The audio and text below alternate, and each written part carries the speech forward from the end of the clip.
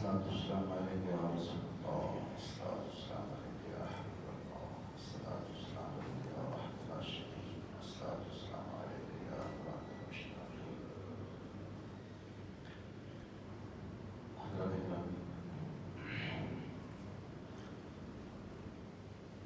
آج کی میری عنوان ہے یوم آزادی اور اس کے تقاضے۔ آج جمعے کا دن بھی ہے اور حسن اتفاق سے جو اگست یعنی یوم آزادی کا دن بھی ہے۔ اس حوالے سے سب سے پہلے ہم اللہ کا شکر ادا کرتے ہیں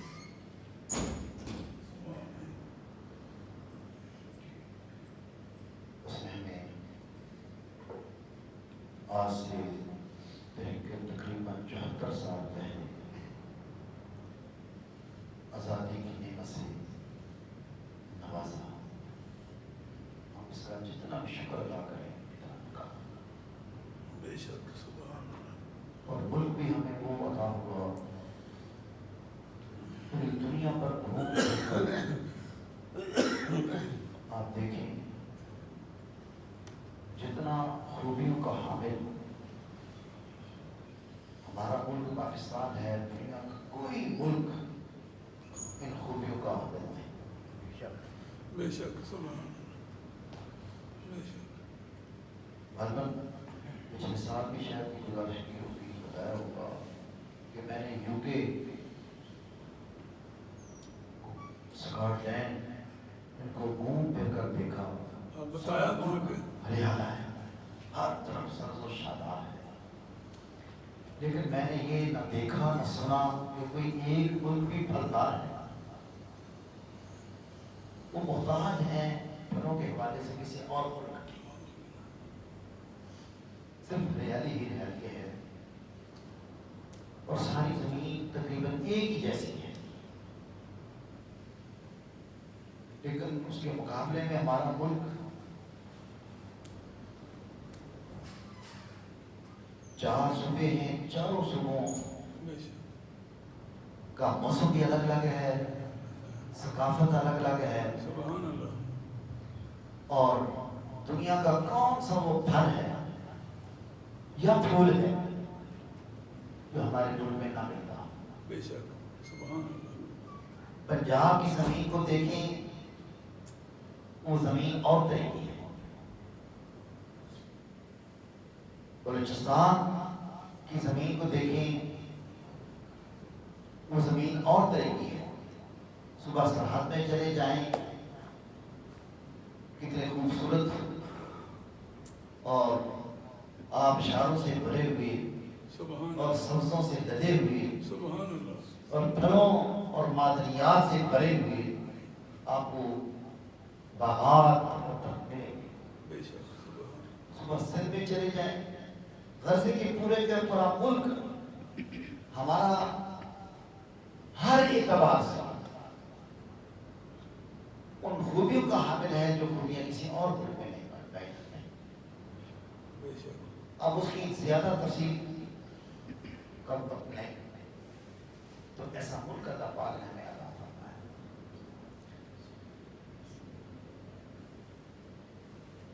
اور ساتھ ساتھ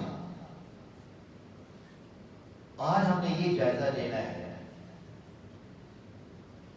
کہ یوم آزادی منانے کا صحیح طریقہ کیا ہے۔ بے شک ایک طریقہ تو دوستو وہ ہے جو ہمارے ہاں مروج طریقہ، موٹر سائیکلوں پر، گاڑیوں پر جھنڈے اور جھنڈیاں لہرائی جائیں،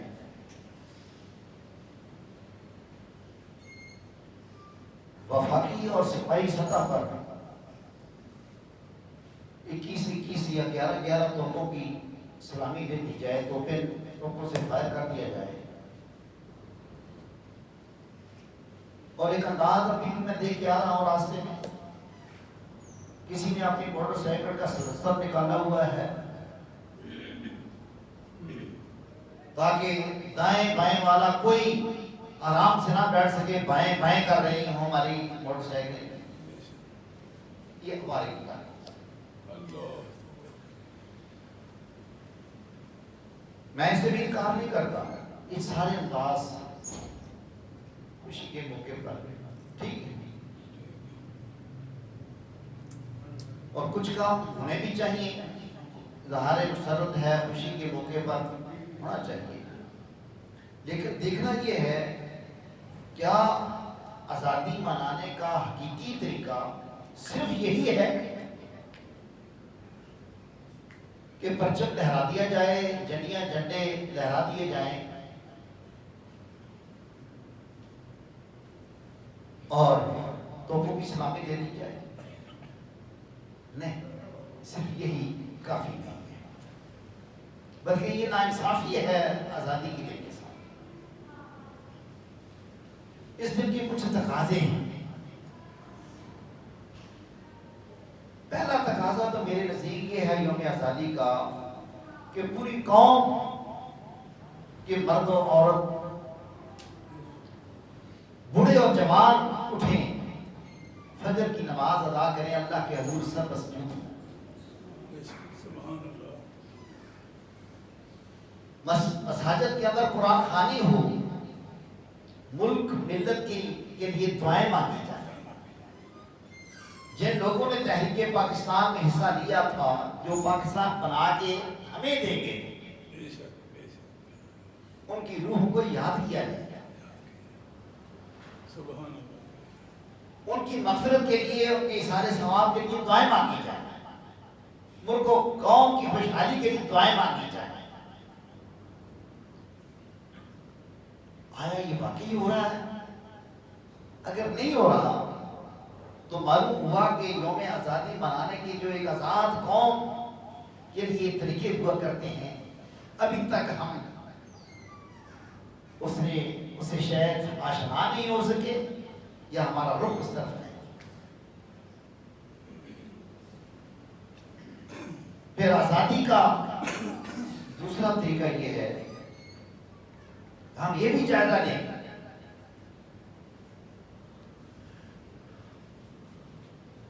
کہ جس مقصد کے حصول کے لیے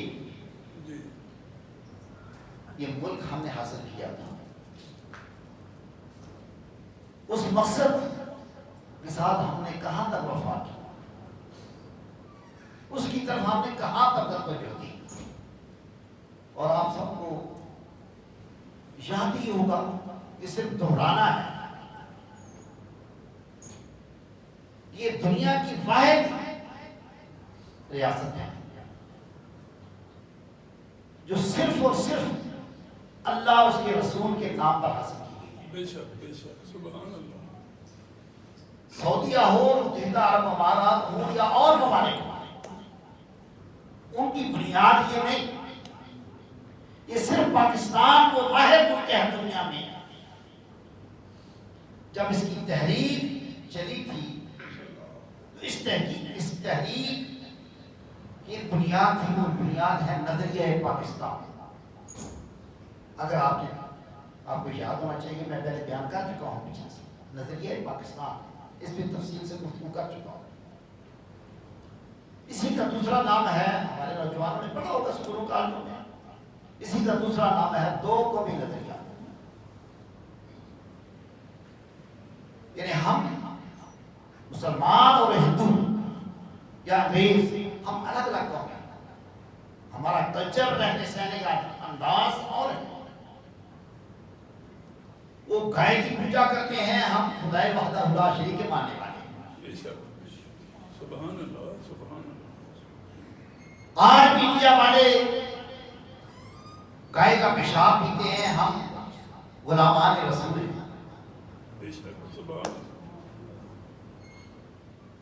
ہر اعتبار سے ایک پاکیزہ قوم ہے. ہماری سوچ, ہمارا انداز حیات ان سے بڑا مختلف ہے. تو قائد علامہ اقبال نے 23 مارچ 1930 کو خطبہ الہ آباد میں جو نظریہ پاکستان پیش کیا تھا، وہ نظریہ پیش ہوگا، وہ نظریہ پاکستان کہلاتا ہے کہ ہم چاہتے ہیں کہ ہمیں ایسی ایک ریاست ملے جہاں ہمارے رہنے سہنے کے آداب اور طور طریقے ان سے مختلف ہوں۔ پھر 1940 میں باقاعدہ اسی عنوان سے قرارداد پیش ہوئی منٹو پارک لاہور میں، جہاں آج مینار پاکستان ہے۔ وہاں یہ طے ہوا، باقاعدہ ایک قرارداد پیش کی گئی، وہ بھی اسی حوالے سے تھی۔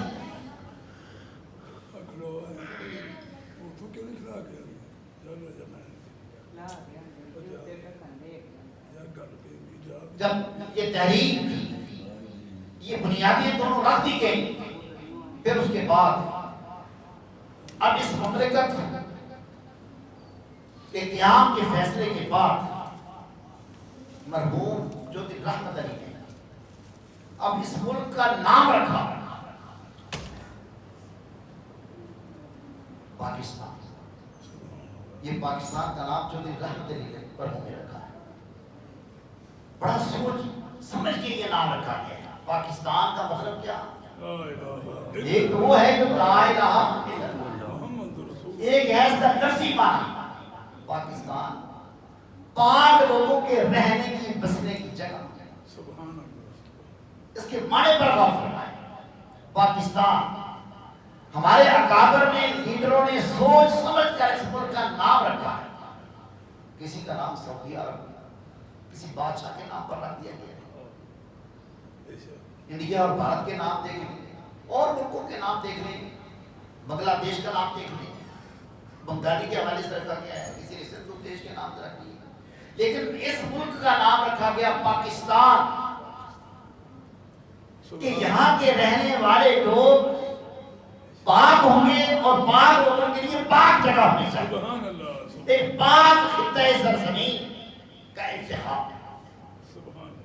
پھر جب جوتی رحمت علی نے یہ نام رکھ لیا، ہمارے جوانوں میں اور جوش پیدا ہوا، سڑکوں پر وہ نکل آئے، اور سڑکوں پر نکل کر انہوں نے پھر باقاعدہ اسی ملک کے پاکستان کے حوالے سے کہ جب انہوں نے یہ نام سنا کہ پاک لوگ کا ملک ہوگا، تو پھر تحریک پاکستان کے حوالے سے یہ نعرہ گونجا، پاکستان کا مطلب کیا؟ کیا سواب ہوگا؟ پاکستان کا مطلب کیا؟ لا الہ الا اللہ۔ ہم تو آج بھی آہستہ سے ڈرتے ہوئے، شرماتے ہوئے کہہ رہے ہیں، کوئی دوسرا سننا لے، لیکن انہوں نے آوازیں گونج گونج کر نکالی، پورا اعلان کیا پاکستان کا مطلب کیا؟ ہم ٹھنڈے پڑ گئے۔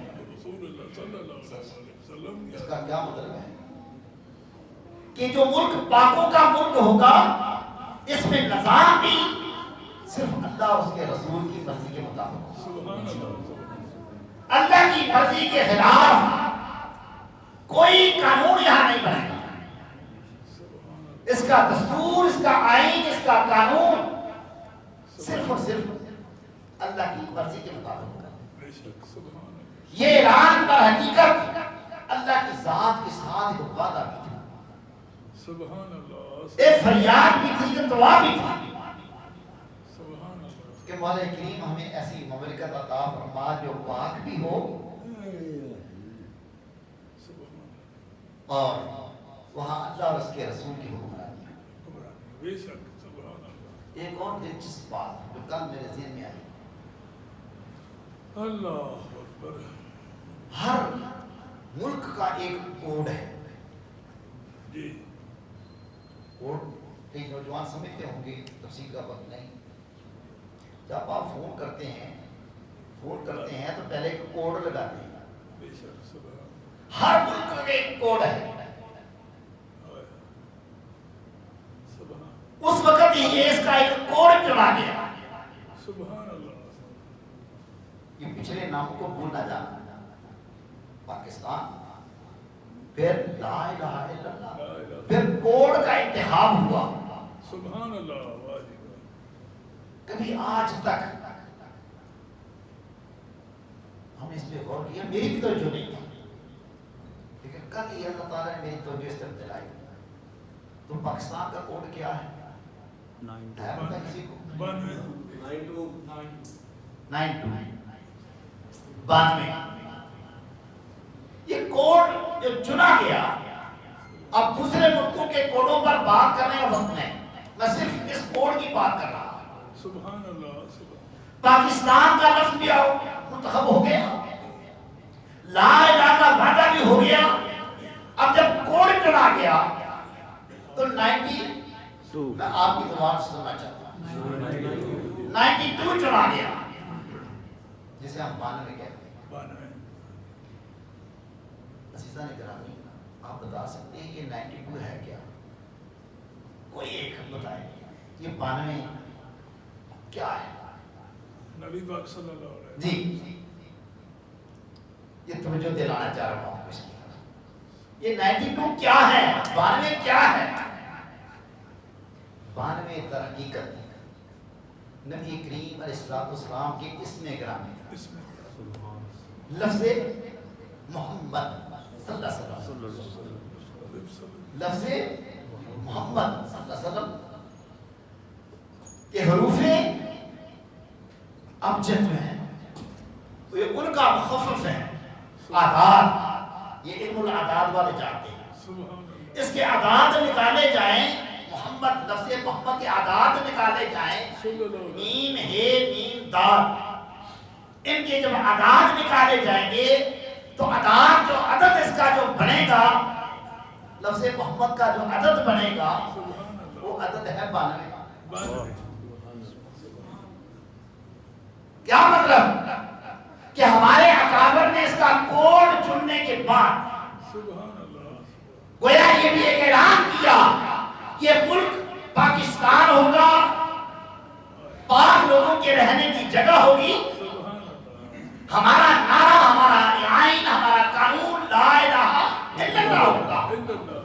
اور 92 کے کوڈ نے اس کو اور واضح کر دیا کہ ہمارا سب سے پہلا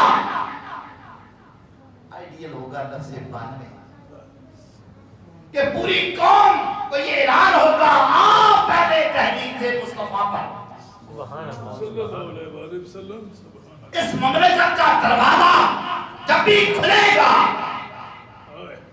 کسی دوسرے ملک کو فون کرے یا دوسرے ملک سے فون آئے، وہ دروازے مصطفیٰ سے ہو کر جائیں گے.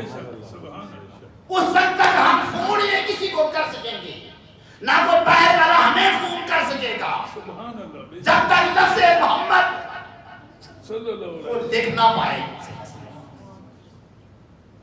نہیں غور فرمایا؟ آپ نے غور نہیں فرمایا؟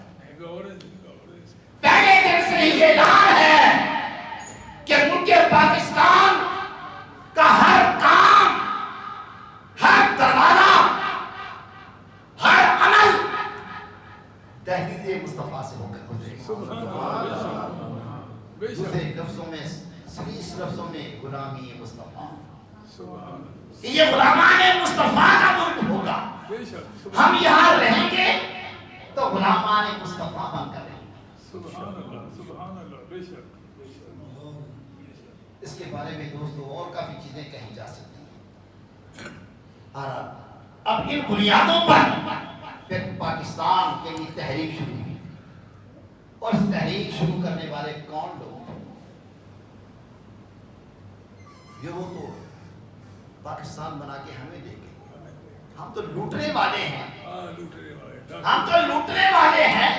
یہ میں نہیں کہہ رہا، اللہ تعالیٰ معافی دے، میں کسی پر الزام نہیں لگا. میں تو آپ کو منع کرتا ہوں یہ الزام کسی پر نہ لگا. ہمارے خود ہی اکابر اعلان کر رہے ہیں، ہر کوئی ایک دوسرے کو لٹیرا کہہ رہا، ڈاکو اور چور کہہ رہا. میں نہیں کہہ رہا، اسمبلیوں میں بیٹھے ہوئے آپ ہمیں اسمبلی کا اجلاس دیکھ لیں، صوبائی اسمبلی کا اجلاس دیکھ لیں،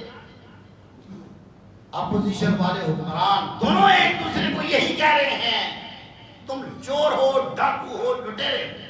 وہ ان کو کہہ رہے ہیں. کب سے کہہ رہے ہیں؟ جب سے ہمارا ملک بنا ہے اسی وقت سے ہر کوئی دوسرے کو لٹیرا اور چور کہہ رہا ہے. وہ ہمارے ہمارے چلے گی، لیکن جنہوں نے یہ ملک بنایا تھا، جنہیں میں قائد اعظم تھے محمد علی جناح. یہاں ایک اور دلچسپی کی بات میری زبان پر آئے گی. یہ جو کوڈ تو میں نے آپ کو بتا دیا، 92 کا کوڈ، یہ یاد رکھنا ہے. 92 کا کوڈ یاد رکھنا ہے کہ ہمارے ملک کا یہ کوڈ ہے. 92 کیا ہے؟ جب ڈائل کرنے لگے نا، جب بھی کلک کریں نا اس کو، تو سوچ لیا کریں یہ لفظ محمد صلی اللہ علیہ وسلم کا علم و عدد ہے، عدد ہے. تقدس کے ساتھ اس کو کلک کیا کریں. اس کو ملے گا فون کرنے کا بھی. اور جب یہ کوڈ رکھا گیا تو قائد اعظم محمد علی جناح رات کو سوئے ہوئے ہیں، اور سوئے ہوئے دل کی آنکھیں کھلی. اور جب دل کی آنکھیں کھلی تو کیا ہوا، یہ بھی آپ کے علم میں رہنی چاہیے بات. قائد اعظم محمد علی جناح صبح اٹھ کر کہتے ہیں کہ رات کو میرا وقت جاگ اٹھا، سویا ہوا تھا، دل کی آنکھیں کھلی تو فتوحا کے مکڑے والے کا دیدار ہو گیا. اور دیدار ہوا، حضور نے فرمایا محمد علی ہم تیری ایک ڈیوٹی لگا رہے ہیں. یہ قائد اعظم محمد علی جناح کے الفاظ ہیں. حالانکہ آپ کو معلوم ہونا چاہیے، یہ بھی کتابوں میں موجود ہے کہ پہلے اپنے ہی لوگوں سے مایوس ہو کر جب مسلم لیگ کے اندر کچھ لوگوں نے مسلم لیگ کو ووٹ نہیں دیا تھا، تو قائد اعظم محمد علی جناح ان لوگوں سے مایوس ہو کر وہ انگلینڈ چلے گئے. لیکن جب انہیں خواب آیا، وہیں پہ خواب آیا محمد علی جناح کو کہ تو یہاں آ گیا. حضور فرما رہے ہیں محمد علی جناح کو، قائد اعظم محمد علی جناح مغلی ہستی تو نہیں. آپ نے حضور نے فرمایا محمد علی جناح ہم تیری ڈیوٹی لگا رہے ہیں کہ تو نے پاکستان بنانا ہے، واپس جانے چاہیے. میرا خیال ہے آپ کی توجہ اس طرف ہے. یہ پاکستان کی بنیادیں ہیں، یہ بنیادیں بتا رہا ہوں پاکستان کی، کہ کوڈ بھی 92 ہے لفظ محمد صلی اللہ علیہ وسلم. یہ کوڈ ہے 92 ہمارا ملک کا، اور یہ ملک بنا بھی حضور کے حکم سے ہے. قائد اعظم نے جب یہ قدم اٹھایا ہے تو حضور کے حکم سے قدم اٹھایا ہے. گویا کہ پاکستان کا قیام حضور کے نام پر اور حضور کے حکم سے ہی قائم ہوا ہے. ہم کتنے خوش بخت ہیں جو اس ملک کے اندر رہنے والے. تو محمد علی جناح فرماتے ہیں جب حضور کا حکم ملا پھر میرا سینہ کھل گیا. میں نے طے کر لیا کچھ بھی ہو جائے، اب یہ ملک میں نے بنانا ہے، کوئی میرا ساتھ دے یا نہ دے. جب حکم ہو گیا مدینہ منورہ سے تو گویا یہ حکم ہونے کے بعد اب یہ ملک بنے ہی بنے. اب کوئی اس کے راستے میں رکاوٹ نہیں بن سکتا. مجھے یقین ہو گیا جب حکم ہو گیا ہے ملک کا، اب یہ ملک بن کر رہے گا. اور الحمدللہ پھر 40 کی قرارداد کے بعد صرف 7 سال لگے. صرف 7 سال. تو 7 سالوں کے اندر ہی اللہ پاک نے نگاہ مصطفیٰ سے، کیونکہ ایک طرف وعدہ تھا لا الہ الا اللہ، ہم نے اللہ سے وعدہ کیا کہ اللہ کے نام پر اور اللہ کی خاطر یہ ملک بنائیں گے، اور دوسرا حضور کے حکم پر اور حضور ہی کے نام کا کوڈ رکھ کر ہم نے یہ جب ملک بنایا تو پھر آزادی ملتے ہوئے دیر نہ لگی. پھر 7 سال کے عرصے میں ملک بن گیا. اس کے مقابلے میں جب سے میں سن رہا ہوں بچپن سے، فلسطین آج بھی آزادی کے لیے لڑ رہا ہے. کشمیر والے آج بھی کتنے سالوں سے آزادی کے لیے تڑپ رہے ہیں. کیا حال ہے ان کا کہ 74 سال تقریباً ہونے والے ہیں، انہیں آزادی کی نعمت ملی، ابھی بھی دور دور تک کوئی آثار نظر نہیں آتا. اللہ تعالیٰ کی مدد فرمائے. لیکن مولا کریم نے ہمیں ملک عطا فرما دیا. اب دیکھنا یہ ہے کہ ہم نے اس ملک کی قدر کی یا نہیں. یوم آزادی منا رہے ہیں. اب یوم آزادی منانے کا ایک بنیادی تقاضا یہ ہونا چاہیے تھا، وہ جتنے ہم نے وعدے کیے تھے آج کے دن ان سارے وعدوں کو یاد کیا جائے. وفاقی سطح پر بھی، صوبائی سطح پر بھی، تمام تقریبات کے اندر اس پر بحث کی جائے. لیکن افسوس جھنڈے جھنڈیاں تو لہرا رہے ہیں، توپوں کی سلامیاں تو دی جا رہی ہیں، یا ان تقاریب میں 74 سال ہونے والے ہیں، اس پر بھی بحث ہوئی. ہم لا الہ الا اللہ کو بھول گئے، اپنے توڑ کو بھول گئے، حکم مصطفیٰ کو بھول گئے، لا الہ الا اللہ کا لفظ بھول گئے. یہ آزاد قوموں کا شعار نہیں ہوتا. اللہ کے ساتھ ہمیں وعدہ کیا ہوا وعدہ پورا کرنا چاہیے تھا. آج ہم کہہ سکتے تھے کہ ہم نے وہ ملک جو جس نام پر حاصل کیا تھا وہاں اللہ کا نظام قائم ہو گیا، وہاں نظام مصطفیٰ قائم ہو گیا. لیکن ہماری توجہ صرف ہے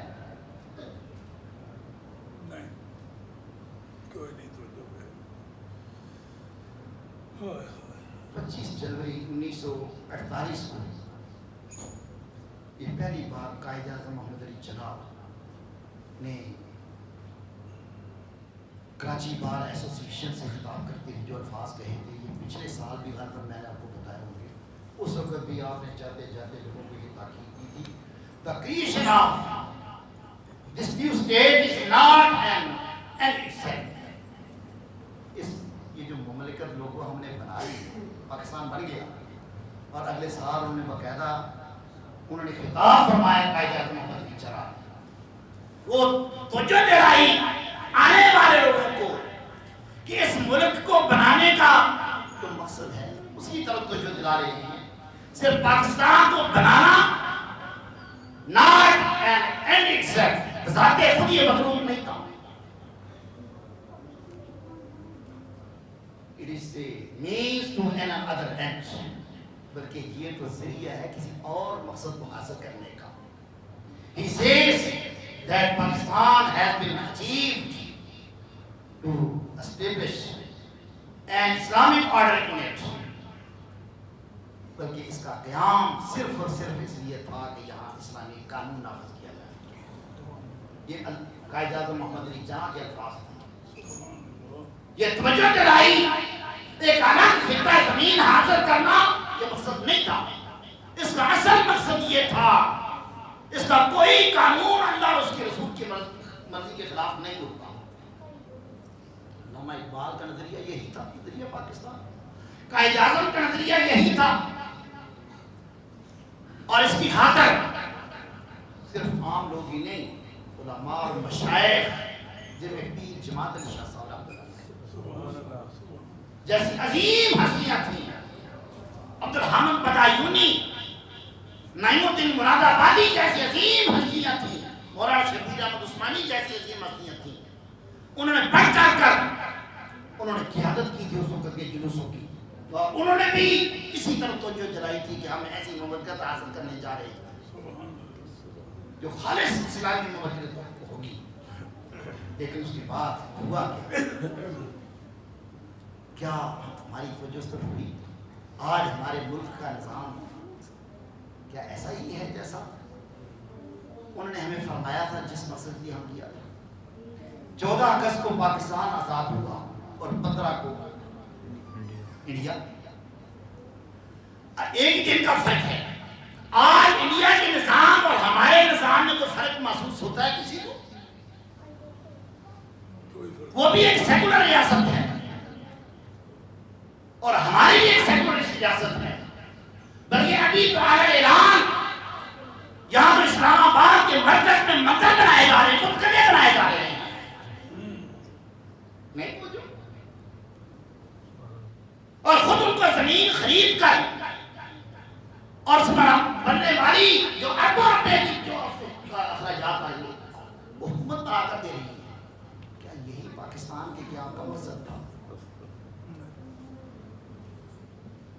بات اور آخری بات، ہم نے یہ بھی سوچنا ہے دوستو، کیا ہم واقعی آزاد ہو گئے ہیں؟ آپ سے اگر یہ سوال پوچھوں کیا جواب دیں؟ لفظ بڑا مشکل ہے. ہم واقعی آزاد ہو گئے ہیں؟ آزادی کا مطلب کیا ہوتا ہے؟ یہ نہیں کہ ہمیں آزادی کے ساتھ سونے اور جاگنے کی آزادی ہو. آزادی در حقیقت انسان کی سوچ اور فکر کا نام ہے. کیا میری فکر آزاد ہے؟ میری سوچ آزاد ہے؟ میں جو کام چاہوں اپنی مرضی سے کر سکتا ہوں یا نہیں؟ اگر نہیں کر سکتا تو معلوم ہوا ابھی میں کسی کا غلام ہوں، کسی کے حکم کا پابند ہوں. یہ بات سادہ سی بات ہے. اگر میں کوئی کام اپنی مرضی سے نہیں کر سکتا، یہ جو تقریر کر رہا ہوں میں اپنی مرضی سے تقریر نہیں کر سکتا، تو گویا میں آزاد نہیں. کوئی بھی کام کرنا چاہتا ہوں اپنی مرضی سے نہیں کر سکتا تو آزاد نہیں. یہ بات سمجھ آ رہی ہے نا؟ اس حوالے سے آپ دیکھیں گا کہ ہم آزاد ہیں یا نہیں. آپ سے پوچھا جائے، پورے قوم سے پوچھا جائے، ساری قوم کہے کہ ہم آزاد ہیں. اگر آپ یہ کہیں گے کہ واقعی ہم آزاد ہیں تو میں آپ سے پوچھ سکتا ہوں، اگر آزاد ہیں، آسیہ ملعونہ نے حضور کی گستاخی کی، ہماری عدالت نے اسے سزائے موت سنائی، جی سنائی، کیا اس کو سزا ہوئی؟ نہیں. یہ تلخ حقیقت ہے، ناراض نہ ہو. آسیہ ملعونہ عیسائی عورت ہے، اس نے اعلان اس ملک کے اندر حضور کی توہین کی، توہین رسالت کی. جس ملک کا کوڑ ہی بننے ہے، جس کا ہر کام ہی اللہ کے رسول کے نام پر ہوگا، اس نے اسی نام توہین رسالت کی. اور باقاعدہ ہماری مملکت، ہماری عدالتوں نے، سپریم کورٹ نے اس کو سزائے موت بھی سنا دی. کیا اس کو سزا ہوئی؟ بلکہ باعزت طور پر، باوقار طریقے سے اسے پروٹوکول کے ساتھ باہر بھیج دیا گیا. یہ ہوا تو انہیں رسالت کرنے والے کے ساتھ اسپیشل پرواز ممتاز قادری نے ناموس رسالت کی خاطر اپنی جان قربان کر دی. اس پر فوراً عمل درآمد ہو گیا. جو غلام مصطفیٰ ہے اس پر فوراً عمل درآمد ہوا، اسے پھانسی پر لٹکا دیا گیا. جس نے توہین رسالت کی اسے پروٹوکول کے ساتھ، اعزاز کے ساتھ بیرون ملک بھیج دیا گیا، امریکہ یا جس کا جہاں بھی بھیج دیا گیا. دوستو، آپ کے ذہنوں میں یہ ڈالنے والی بات ہے، کیا ہم آزاد ہیں؟ ہم نے کیوں ایسا کیا؟ اس لیے کہ ہم ڈرتے تھے بیرونی ممالک سے، کہیں وہ ہم سے کوئی بدلہ نہ لے لیں. اب اس کے مقابلے میں ہماری آسیہ صدیقی، کتنے سال سے وہ ڈاکٹر آسیہ صدیقی 20 سال ہو گئے، 20 سال تقریباً ہو گئے ہیں ان کی جیلوں میں، سلاخوں کے پیچھے ہے. اس کو کیوں آزاد نہیں کروایا گیا؟ اگر آسیہ کو رہا کرنا ہی تھا تو کم از کم اتنا کر لیتے کہ ہم آسیہ کے ساتھ تبادلہ کر لیتے، آسیہ دے لو اور آسیہ ہمیں دے لو. لیکن یہ جرت کہاں سے آئی؟ ہم تو تم حیاتی ہیں ان کے اشاروں پر. کیا ہم آزاد ہیں؟ آپ سے پوچھ رہا ہوں، کیا ہم آزاد ہیں؟ آسیہ ہماری مسلمان بیٹی وہ سراہوں کے پیچھے وہاں کا چل رہی ہو اور ان کی عیسائی عورت کو ہم احساس کے ساتھ بیرون پہ دیں.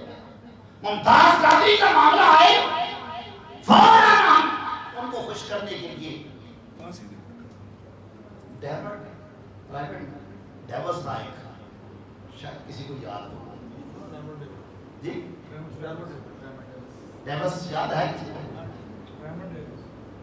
لاہور کی مال اور غربت پر اس نے 2 آدمیوں کو अलल ऐलान कत्ल किया था, गाड़ी के नीचे रोक डाला था, 2 आदमियों का कातिल है। उसे कुछ सजा हुई जी, प्रोटोकॉल के साथ जहाज पर बिठाकर बाहर भेज दिया गया ताकि हमारे आका नाराज न हो जाए। हम आ गए तो जहां को भूल गए,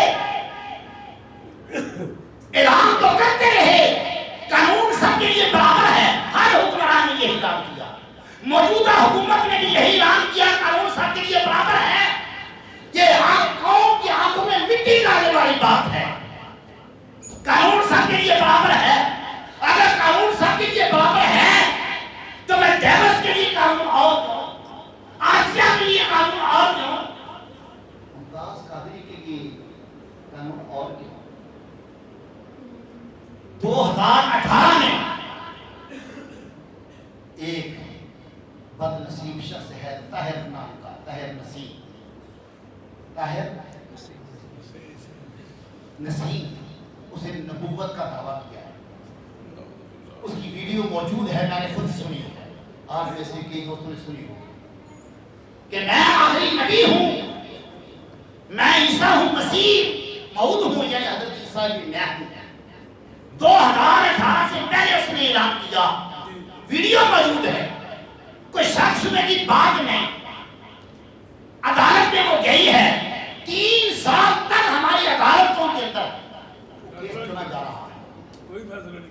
3 साल क्यों लगाए हमारी अदालतों ने इसका फैसला होने में, करने में? कोई शक था? जब वीडियो मौजूद है, उसका इकरार मौजूद है, वो इकरार कर रहा है कि मैंने वाकई नबूवत का दावा किया। यहाँ एक वजाहत और का चलते चलते कुछ लोग इस मसले को बगाड़ने की खातिर से लिख रहे हैं कि उसने कादियानी को कत्ल किया। जो सोशल मीडिया पर ऐसी बातें घुमाते हैं वो सोच समझ के इसको वीडियो चढ़ाया गया, शेयर किया गया। कादियानियत की वजह से नहीं, यह कादियानी को कत्ल नहीं किया, कादियानी को तो अपना दावा है, गुलाम अहमद कादियानी कहते हैं मैं आखिरी नबी हूं, वो तो किसी को तस्लीम ही नहीं करते। लिहाजा इसका कादियानी से ताल्लुक नहीं, इसका अलग केस है। वो सिर्फ कादियानी को बारने के लिए कुछ लोग ऐसे शोषित छोड़ रहे हैं। तो जिस शख्स ने एक इस्लामी मुल्क के अंदर नबूवत का दावा किया, ये मैं तो नहीं कह रहा, वीडियो मौजूद है,